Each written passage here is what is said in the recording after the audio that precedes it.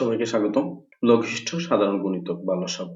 এই ভিডিওতে আমি লঘিষ্ঠ সাধারণ গুণিতক বা লসাগু নিয়ে আলোচনা করব। প্রথমেই আমরা জেনে নিব যে লসাগু কাকে বলে বা লঘিষ্ঠ সাধারণ গুণিতক কাকে বলে। দুই বা ততোধিক সংখ্যা সাধারণ গুণিতকগুলোর মধ্যে, এই যে আমরা এখানে মনে রাখবো, সাধারণ গুণিতকগুলোর মধ্যে যে গুণিতকটি ক্ষুদ্রতম, সবচেয়ে যে ছোট যে গুণিতক, তাকেই আমরা লঘিষ্ঠ সাধারণ গুণিতক বলবো বা লসাগু বলবো। আমরা গসাগুর মতো এখানেও দেখতে পাচ্ছি লসাগু তিনটি পদ্ধতিতে নির্ণয় করা হয় থাকে। কি কি? পর্যবেক্ষণ পদ্ধতি, এক নাম্বার হচ্ছে পর্যবেক্ষণ পদ্ধতি, দুই নাম্বার হচ্ছে মৌলিক উৎপাদক পদ্ধতি এবং তিন নাম্বার হচ্ছে সংক্ষিপ্ত বা প্রচলিত পদ্ধতি। অর্থাৎ আমরা এই তিনটি পদ্ধতিতে লসাগু নির্ণয় করে থাকি। আজকের এই ভিডিওতে আমি এই তিনটি পদ্ধতি আলোচনা করার চেষ্টা করব। প্রথমেই আমরা যে পদ্ধতিটা নিয়ে আলোচনা করব তা হচ্ছে পর্যবেক্ষণ পদ্ধতি। এই পর্যবেক্ষণ পদ্ধতি আলোচনার পূর্বে আবার আমরা আরেকটু জানি নেই যে লসাগু এর পূর্ণরূপ হচ্ছে লঘিষ্ঠ সাধারণ গুণিতক বা লঘিষ্ঠ সাধারণ গুণিতকের সংক্ষিপ্ত রূপ হচ্ছে লসাগু। এবং লসাগু কাকে বলে? দুই বা ততোধিক সংখ্যার সাধারণ গুণিতকগুলোর মধ্যে। গসাগুর ক্ষেত্রে পেয়েছিলাম গুণনীয়ক এবং এখানে পেয়েছি আমরা গুণিতকগুলোর মধ্যে যে গুণিতকটি সবচেয়ে ক্ষুদ্রতম, লঘিষ্ঠ মানে ছোট বোঝায়, তাই ক্ষুদ্রতম গুণিতকটাকেই আমরা লসাগু বলবো। তাহলে আমরা আমাদের আজকের যে আলোচনা পর্যবেক্ষণ পদ্ধতির লসাগু কিভাবে নির্ণয় করব আমরা দেখি। পর্যবেক্ষণ পদ্ধতিতে আমরা যে সমস্যার আলোচনা করব তা হচ্ছে 4, 8 এবং 16 এর লসাগু নির্ণয় করব। অর্থাৎ পর্যবেক্ষণ পদ্ধতিতে 4, 8 ও 16 এর লসাগু নির্ণয় করতে বললে আমরা এইভাবে করব। প্রথমে আমরা কি করব? এই পর্যবেক্ষণ পদ্ধতিতে যে বিষয়টা আমরা দেখব যে এখানে কয়টা সংখ্যা আছে? তিনটি সংখ্যা আছে এবং এই তিনটি সংখ্যার গুণিতক নির্ণয় করব এবং এই গুণিতকগুলো থেকে আমরা সবচেয়ে ছোট যে গুণিতক সেইটাকে আমরা লসাগু বলব। তাহলে আমরা দেখি যে এখানে 4 এর গুণিতক কি কি আছে এবং গুণিতক বের করতে গেলে আমরা যদি নামতাটা পড়ে নিই তাহলে গুণিতক পেয়ে যাই। প্রথমে আমরা বলে নিই যে প্রত্যেকটি সংখ্যা তার নিজের একটা গুণিতক। যেমন 4 একে 4, অর্থাৎ 4 এর গুণিতক 4। তারপর কত হবে? 4 দ্বিগুণে 8, 4 তিনে 12, 4 চারে 16, 4 পাঁচে 20, 4 ছয়ে 24। আমরা এখানে 6টা গুণিতক বের করেছি। আরো অনেকগুলো গুণিতক আছে এবং এখানে আরেকটা জিনিস বলে নিই, গুণনীয়ক হচ্ছে সীমিত কিন্তু গুণিতক অসীম, এটা আমরা মনে রাখবো। এবার আমরা দেখি 8 এর গুণিতকগুলো। 8 এর একটি গুণিতক 8। তারপর আমরা কি করব? 8 দ্বিগুণে 16, 8 তিনে 24, 8 চারে 32, 8 পাঁচে 40 এবং 8 ছয়ে 48। এইভাবে আরো অনেকগুলো গুণিতক আছে এবং তার সর্বশেষ যে সংখ্যা 16 এর গুণিতক কত? 16 একে 16, 16 দ্বিগুণে 32, 16 তিনে 48, 16 চারে 64, 16 পাঁচে 80, 16 ছয়ে 96। এইভাবে আরো অনেকগুলো কি আছে? গুণিতক আছে। এবার যে কাজটা করব আমরা দেখব এই যে 4 এর গুণিতকগুলো আছে, 8 এর গুণিতকগুলো আছে, 16 এর গুণিতকগুলো আছে, সবচেয়ে ছোট গুণিতক কে আছে? আমরা এখানে দেখতে পাচ্ছি 4 এর গুণিতক একটা 4 আছে কিন্তু এখানে কোনো 4 নেই। এখানে 8 আছে, এখানে 8 এর গুণিতক 8 আছে কিন্তু এখানে নেই। এখানে 12 আছে 4 এর গুণিতক কিন্তু এটাতেও নেই, এটাতেও নেই। সাধারণ গুণিতকটা আমরা খুঁজে বের করব।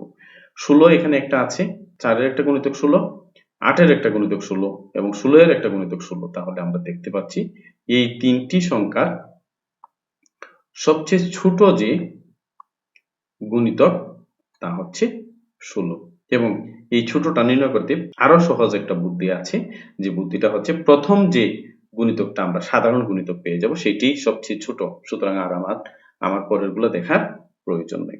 এখান থেকে আমরা আরো হয়তো পেতাম, যদি আমরা প্রত্যেকটি সংখ্যার আরো গুণিতকগুলো লিখতাম তাহলে হয়তো আরো সাধারণ গুণিতক পেতাম, কিন্তু যেহেতু আমরা পেয়ে গেছি তাহলে আমাদের আর দরকার নাই। আমরা এখানে একটা বিষয় মনে রাখবো যে পর্যবেক্ষণ পদ্ধতিতে লসাগু নির্ণয়ের ক্ষেত্রে আমরা অসংখ্য গুণিতক বের করতে পারি, কিন্তু আমরা তো আর খুব বেশি গুণিতক দেওয়ার প্রয়োজন পড়ে না। তাই আমরা একটা সীমিত পর্যায়ের গুণিতকগুলো লিখবো এবং দেখবো তিনটি সংখ্যায় একই গুণিতক পেয়ে গিয়েছি কিনা। যদি পেয়ে যাই তাহলে আমাদেরকে আর অন্য গুণিতক খুঁজে বের করার দরকার নেই। তাহলে আমরা এখানে দেখতে পাচ্ছি 4, 8 এবং 16 এর লঘিষ্ঠ সাধারণ গুণিতক হচ্ছে, অর্থাৎ সবচেয়ে ছোট যে গুণিতকটা সেটা হচ্ছে 16। তাহলে আমাদের এই তিনটি সংখ্যার লসাগু হতো 16। আমরা এই পর্যবেক্ষণ পদ্ধতিটা যদি এইভাবে মনে রেখে দিই তাহলে আমরা খুব সহজেই লসাগু নির্ণয় করতে পারবো। এবার আমরা যে পদ্ধতিটা নিয়ে আলোচনা করব, মৌলিক উৎপাদক পদ্ধতিতে আমরা 24, 36 এবং 40 এর লসাগু নির্ণয় করব। আমরা গসাগু নির্ণয়ের ভিডিওতে দেখেছিলাম কিভাবে মৌলিক উৎপাদকগুলো নির্ণয় করতে হয় এবং এখানে আমরা যে সংখ্যাগুলো দেয়া থাকবে সেই সংখ্যাগুলোর মৌলিক উৎপাদকে প্রকাশ করব। তারপর আমরা কি করব? লসাগু নির্ণয় করব। তাহলে আমরা দেখি 24 এর মৌলিক উৎপাদকের বিশ্লেষিত রূপটা কি আছে, যেহেতু জোড় সংখ্যা 2 দ্বারা ভাগ করা যাবে, 2 দ্বারা ভাগ করা যাবে, তারপর আমরা আবার 2 12 24, আবার 2 দিয়ে ভাগ করা যাবে, 6 দ্বিগুণে 12 এবং 2 দিয়ে 3 দ্বিগুণে 6। তাহলে আমরা কি পেলাম, 24 এর মৌলিক উৎপাদকের বিশ্লেষিত রূপ হচ্ছে 2 গুণ 2 গুণ 2 গুণ 3। তারপর যে সংখ্যাটা আছে 36, এবং 36 এর মৌলিক উৎপাদকের বিশ্লেষিত রূপটা আমরা দেখি 18 দ্বিগুণে 36, 9 দ্বিগুণে 18, 3 3 9। তাহলে আমরা কি পেলাম, 36 এর মৌলিক উৎপাদকের বিশ্লেষিত রূপ হচ্ছে 2 গুণ 2 গুণ 3 গুণ 3, আমরা দেখতে পাচ্ছি এখানে আছে। এবং 40 এর মৌলিক উৎপাদকের বিশ্লেষিত রূপটা 20 দ্বিগুণে 40, 10 দ্বিগুণে 20, 5 দ্বিগুণে 10। তাহলে আমরা কি পেলাম, 2 গুণ 2 গুণ 2 গুণ 5। এটা আমরা ইচ্ছে করলে রাফ আকারে আমাদের কোথাও রেখে দিতে পারি। এবং এখানে আমি এই জিনিসটা বোঝানোর স্বার্থে এখানে নিয়েছি যে দেখা যাচ্ছে 24 এর মৌলিক উৎপাদকে 2 3 বার এবং 3 একবার আছে। 36 এর মৌলিক উৎপাদকে 2 2 বার এবং 3 2 বার আছে। 40 এর মৌলিক উৎপাদকে 2 3 বার এবং 5 একবার আছে। তাহলে আমরা কি করব, যে লসাগু এর ক্ষেত্রে দেখব যে মৌলিক উৎপাদকগুলোর মধ্যে কোন সংখ্যায় সবচেয়ে মৌলিক উৎপাদকটা বেশি আছে। যেমন আমরা দেখতে পাচ্ছি যে 2 3 বার, 2 2 বার, 2 3 বার, অর্থাৎ আমরা যে সংখ্যাটাতে 2 বেশি থাকবে সেই সংখ্যার উৎপাদকগুলোই নিব। তাহলে এখানে আমরা 24 এর মৌলিক উৎপাদক 2 আছে কয়টা, 3টা। তাহলে আমরা কয়টা 2 নিব, 3টা 2। যে সংখ্যাগুলো থাকবে সেই সংখ্যাগুলো স্পেসিফিক মৌলিক উৎপাদক কোনটাতে বেশি আছে। যেমন 2 এখানে 3টা, এখানে 2টা, এখানে 2টা। তাহলে যে সংখ্যায় উৎপাদকটা বেশি থাকবে সেই উৎপাদকটাই আমরা নিলাম 3টা 2। এবার দেখবো আমরা 3 এখানে আছে একটা, এখানে 2টা, এখানে নাই। কয়টা 3 নিব, 2টা 3 আছে। 2টা 3 আছে একটাতে বেশি, তাহলে আমরা 2টা 3 নিব।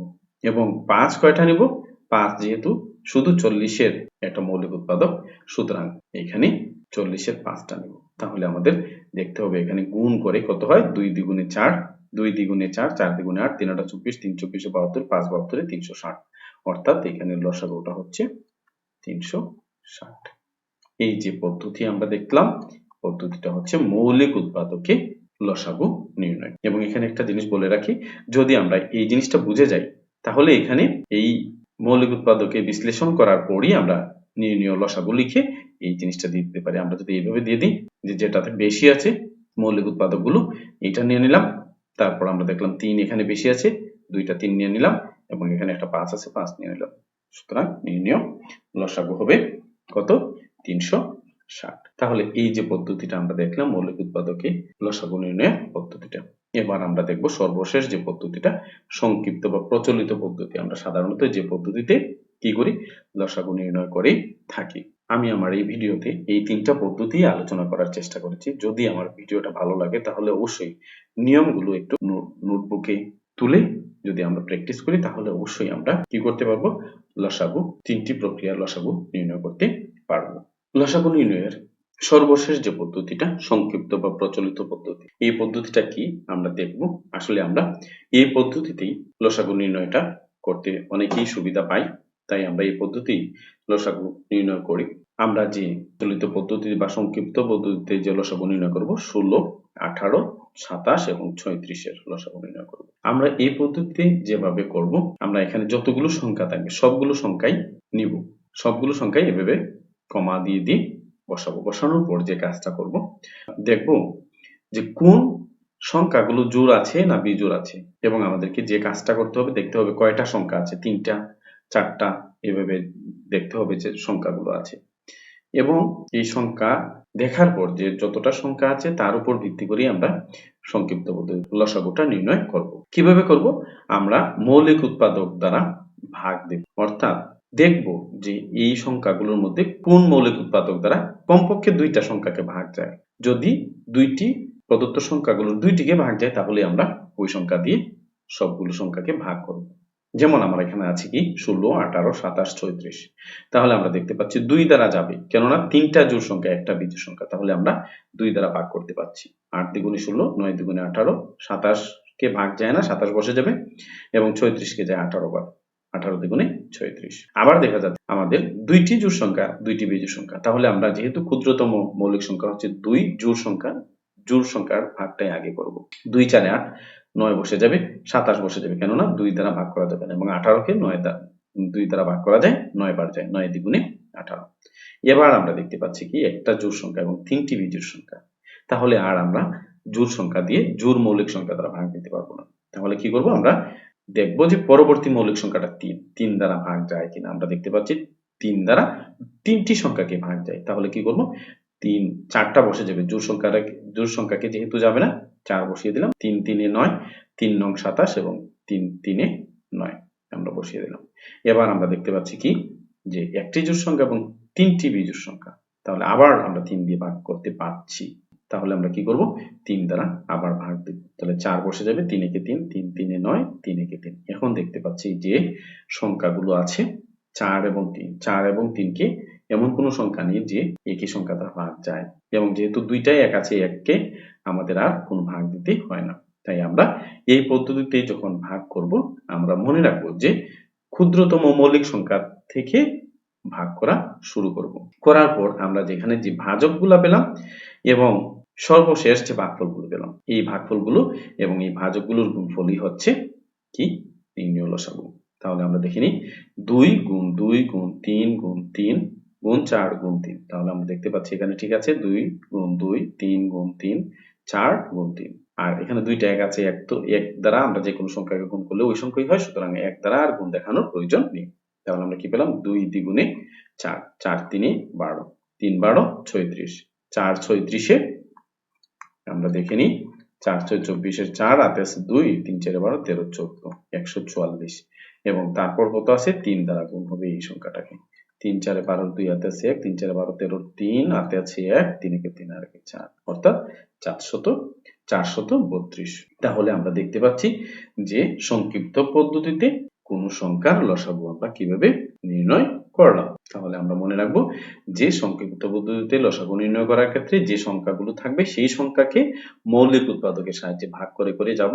শেষ পর্যায়ে যে যদি আর কোনো সংখ্যা দ্বারা ভাগ না যায়, তাহলে আমরা ভাজক এবং ভাগফলগুলোর সর্বশেষ ভাগফলগুলোর গুণফলটাই হবে আমাদের লসাগু। আশা করি আমার এই যে লঘিষ্ঠ সাধারণ গুণিতক বা লসাগু নির্ণয়ের যে ভিডিওটা আমি উপস্থাপন করার চেষ্টা করলাম, এখান থেকে আমরা 3টা পদ্ধতি সম্পর্কে সুস্পষ্ট ধারণা পেতে পারি। তাই আমার এই ভিডিওটা ভালো লাগলে আমার সাথে থাকবে এবং পরবর্তী ভিডিও দেখার জন্য আমার চ্যানেলটাকে সাবস্ক্রাইব করে নোটিফিকেশন বাটনটি অন করে রাখবেন। সবাইকে ধন্যবাদ।